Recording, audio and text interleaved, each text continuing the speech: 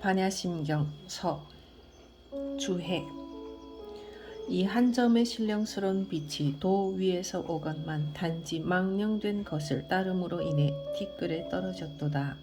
그대는 지금 고향에 돌아가는 길을 보고자 하는가? 마음의 경을 깨달으면 도의 눈이 열릴 것이다. 마하. 주해. 마하는 인도 말이며 중국에서는 크다라고 번역했다. 크다고 하는 것은 끝이 없이 넓음을 말한다. 광대무변한 것에는 허공과 대도를 지나는 것이 없으니 야보도천 스님은 허공의 경계는 사량하지 못하며 대도는 맑고 깊으며 이치가 또한 크다고 하였고, 온 우주 법계에는 벽이나 울타리가 없고 팔면에 문도 없다. 대도는 가장자리가 없고 허공은 그 끝을 헤아리기 어렵다고 하였다. 도가에서는 맞아들여도 그 머리를 보지 못하고 따라가도 그 뒤를 보지 못한다고 하였다. 유가에서는 우러러봄에 더욱 높고 뚫어봄에 너무 견고하며 멀리 앞에 있음을 보았는데 호련히 뒤에도 있다고 하였다. 모든 성현께서 이와 같이 크고 넓다고 말씀하셨다. 강설. 인도의 말을 산스크리트어 또는 버모라고 하는데 마하는 산스크리트어 그대로 현장 법사가 옮겨놓은 것입니다. 마하에는 아주 많은 뜻이 포함되어 있습니다. 아주 크다, 많다, 수승하고 묘하다 등등 절의 주련에 보면 간혹 이런 말이 있습니다. 마하대보방은 짧지도 않고 길지도 않다. 본래 검은 것도 아니고 흰 것도 아니건만 가는 곳마다 파랑노랑을 나타낸다. 소리와 빛이 아무리 빠르다 해도 그것은 마하를 따라갈 수 없습니다. 마하는 크기로 볼 때에도 가장 큽니다. 너무 커서 이 세상에서 마하를 상대할 것이 없습니다. 크고 작은 상대를 뛰어넘은 그 밖을 말합니다. 마하는 넓기로 말해도 이 세상에서 이것과 비교할 것이 없습니다. 마하에 비교하면 허공도 구름 한 점에 불과합니다. 마하는 가장 수승합니다. 마하는 기기묘묘한 묘법을 밖으로 드러냅니다. 여러분이 떨어지는 빗방울의 숫자를 알지 못하고 떨어지는 모양도 볼 수 없듯이 이 법계의 모래 숫자도 헤아릴 수 없습니다. 사람이 쓰는 천태만상의 기기묘묘한 마음의 모양과 밖으로 드러내는 수천수만의 생각도 헤아릴 수 없습니다. 생각이 딱 한 가지이면 변통이 없는 것 아니겠습니까? 이것은 헤아릴 수 없는 변화가 있는데 이것을 잡으려고 하면 눈 깜짝할 사이에 없어집니다. 잡으려고 해도 잡을 수 없지만 기기묘묘한 무한한 법을 마구 드러냅니다. 주해. 해와 달이 비록 밝다고 하나 그 빛에 비유할 수 없고 하늘과 땅이 비록 크다고 하나 그 실체를 쌓아낼 수가 없다. 능히 만유를 만들어내나 그 모양을 볼 수 없고 겐지스 강가의 모래알같이 많은 세계에 두루 있으나 그 자취를 보지 못한다. 비록 이와 같이 광대하고 현묘하나 누가 다시 이보다 더 수승한 물건이 있는 줄 알겠는가? 자, 말해보아라. 무슨 물건인가? 이 물건을 알겠는가? 넓기로 말하면 우주법계를 쌓았고 좁기로 말하면 털끝 하나도 세우지 못한다. 나타나면 온 세상에 이르지 못하는 곳이 없고 숨으면 작은 겨자씨, 그보다 더 작은 티끌에도 들어가지 못하는 곳이 없다. 강설. 일체 만물을 낳기도 하고 또 모든 먼지 속에 들어있으며 극대극소라. 너무 커서 상대가 없고 너무 작아서 상대가 없는 것을 여러분은 아시겠습니까? 주해. 비록 죄가 될지라도 이제 분명하게 사람들의 근원을 누설할 것이다. 선사는 어찌하여 이 마음이 대도를 여는 것인가? 다만 원래 도에서 왔기 때문이라고 하였습니다. 세상 사람들이 근본을 돌이켜보지 못하는 것은 대개 색신을 잘못 인식하여 자기 자신으로 여기기 때문입니다.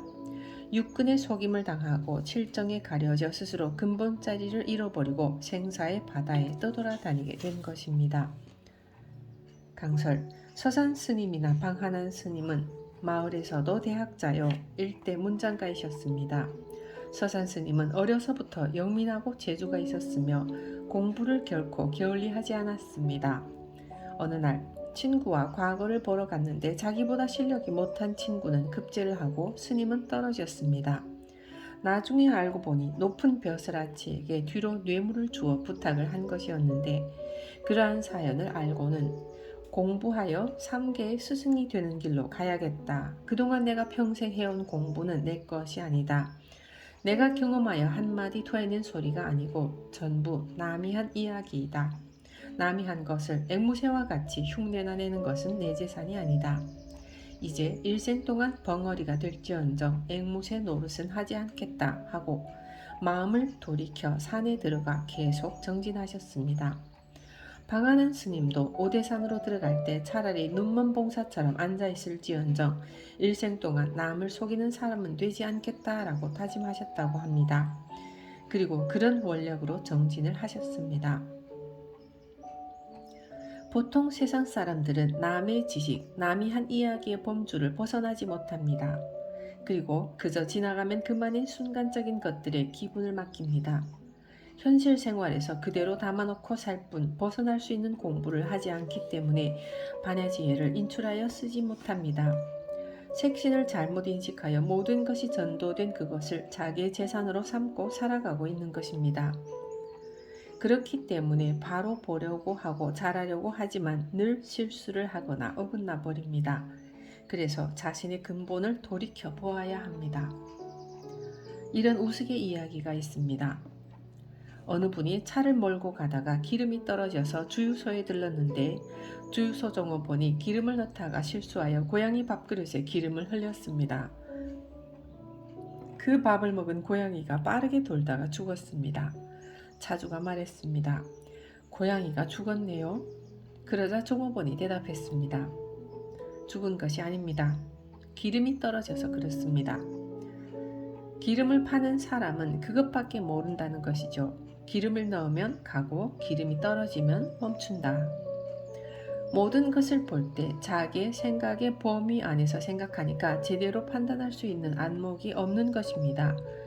죽비를 들어 보이면서 이것이 무엇인지 아십니까? 이것이 반야입니다 하고 말하면 여러분은 죽비가 반야라고 생각하고 다른 사람에게 죽비를 내밀면서 반야라고 할 것입니다. 그러나 그것은 반야의 실체를 바로 보지 못하고 죽비의 모양만 보는 것입니다. 반야의 깊은 실체를 보지 못하고 쓰지도 못한다는 말입니다.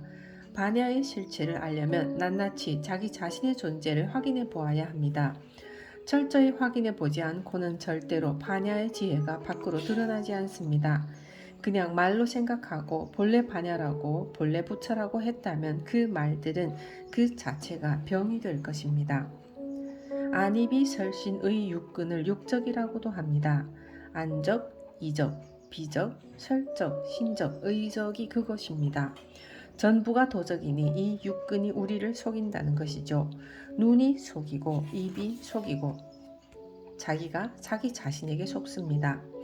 코로는 좋은 냄새만 맡으려 하고 눈으로는 좋은 것만 보려고 하고 귀로는 칭찬하는 소리만 듣기 좋아합니다.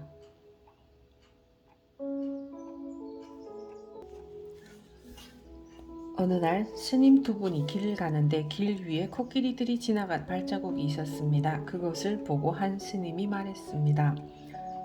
여러 마리의 코끼리가 지나갔다. 무리 중에 암놈이 있는데 한 눈이 멀었고 한쪽 다리가 불편하지만 새끼를 가졌구나.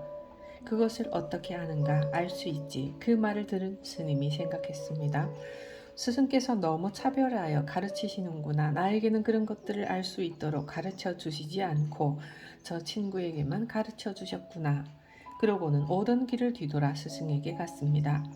스승님, 어째서 친구에게는 모든 것을 보고 알 수 있도록 가르쳐 주시고 저에게는 가르쳐 주지 않았습니까? 스승이 말했습니다. 정말 그런 일이 있었느냐? 예, 한번 가보시죠.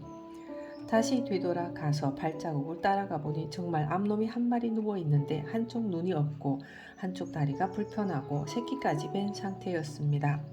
스승님 보셨죠? 왜 저에게는 이런 것을 가르쳐 주지 않으셨습니까? 그러자 스승은 다른 제자에게 어떻게 그러한 것을 알 수 있었느냐고 물었습니다. 제자가 대답했습니다.